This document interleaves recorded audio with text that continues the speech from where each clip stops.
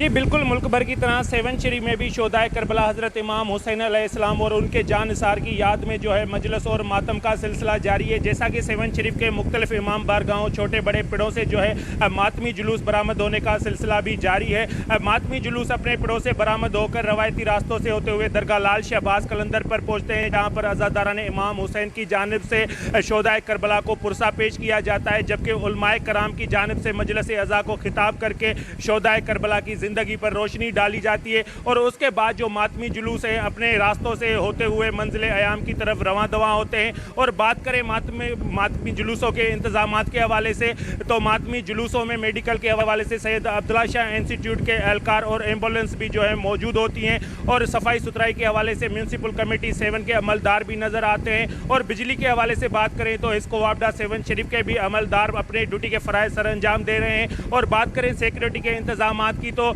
मातमी जुलूसों के दाखिली और खारजी रास्तों पर जो है 7 पुलिस के एहलकार भी यहाँ पर अपने ड्यूटी के फ़राइज़ सर अंजाम देते नज़र आते हैं। और बात करें यहाँ कर जुलूसों के जो रास्ते हैं, रूट हैं, वहाँ पर भी जो है शिया सुन्नी कम्युनिटी की जानिब से अज़ादारान इमाम हुसैन अलैहिस्सलाम के लिए जो है ठंडे पानी की और शरबत की मशरूबात की सबीलें और लंगर न्याज का भी जो है बड़ी तादाद में एहतमाम किया जा रहा है। जी।